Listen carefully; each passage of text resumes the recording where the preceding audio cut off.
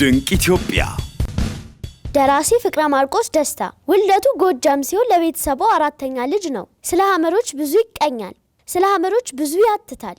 ፍቅራቸውን፣ ማህበራዊ ኑሯቸውን፣ ባህላዊ እሴታቸውን ጠንቅቆ ያውቃል።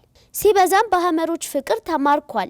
ያም ብቻ ሳይሆን በብዕሩ ተከታታይ መጽሐፍት ደርሶላቸዋል፣ አስጊጦ ጽፎላቸዋል። ፍቅረ ማርቆስ ደስታ በሀገራችን የመጀመሪያው የሆነውን በብሔረሰቦች ባህል ላይ ያተኮሩ ተከታታይ መጽሐፍትን ያበረከተ ደራሲ ነው።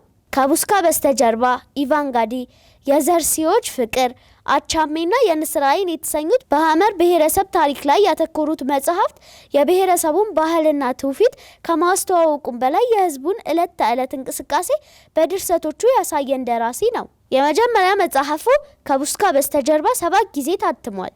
ሁለተኛው ኢቫንጋዲ 5 ጊዜ፣ ሶስተኛው የዘርሲዎች ፍቅር 4 ጊዜ፣ አራተኛው አቻሜ 2 ጊዜ፣ አምስተኛውም የንስር አይን እንዲሁ 2 ጊዜ ታትሟል። ስድስተኛው መጽሐፉን ለየት የሚያደርገው በእንግሊዘኛ መታተሙ ነው። ፍቅረ ማርቆስ ደስታ የራሱን ስራዎች ሰብስቦ በእንግሊዘኛ ሲያሳትም በረዥም ልቦለድ ታሪክ 3ኛው ሰው ነው። ደራሲው በሐመሮች ባህልና ትውፊት ተማርኮ በባህሉም መሰረት በስጋ ሳይዋለዳቸው የብሔረሰቡ ሙሉ በሙሉ አባል ሆኗል። ፍቅረ ማርቆስ በ2011 ዓ.ም ከ9 ዓመታት ስደት ቆይታ በኋላ ወደ ሐመር ሲመጣ ጠፍቶ የመጣ ሰው ከማህበረሰቡ ጋር ለመቀላቀል መገረፍ ስላለበት በሐመር ጎረምሶች ከተገረፈ በኋላ ከማህበረሰቡ ጋር ተቀላቅሏል። ተናፋቂው ደራሲ ፍቅረ ማርቆስ ደስታ።